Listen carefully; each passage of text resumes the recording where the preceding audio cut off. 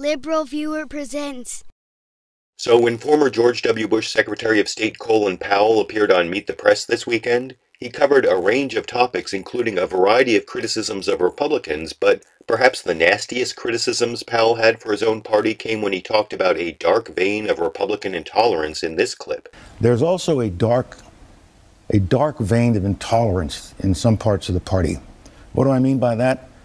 What I mean by that is they still sort of look down on minorities.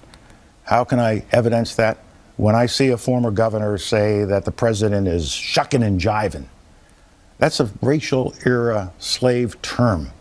When I see another former governor after the president's first debate where he didn't do very well, says that the president was lazy. He didn't say he was slow, he was tired, he didn't do well. He said he was lazy. Now, it may not mean anything to most Americans, but to those of us who are African Americans, the second word is shiftless, and then there's a third word that goes along with it. Wow, that's pretty harsh criticism of those two former Republican governors, the first of whom is the resigned governor of Alaska, Sarah Palin, whose shuck and jive attack on President Obama was pretty clearly meant to have a racial component to it.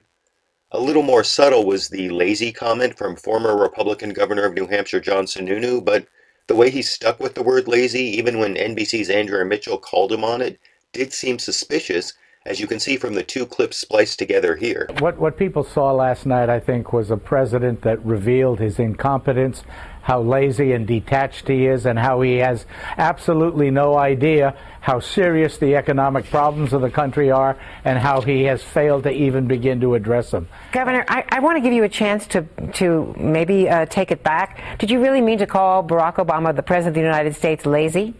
Yes. I think you saw him admit it the night before when he delivered the pizzas. He said, you know, they're making me do this work. He didn't want to prepare for this debate. He's lazy and disengaged.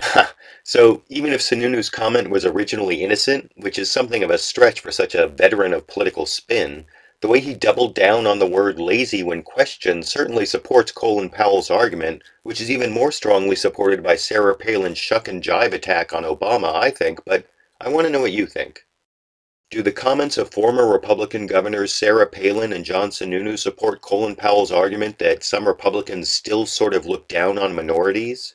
And to be more blunt, isn't saying they look down on minorities just a softer way of calling them racists? YouTube, you decide.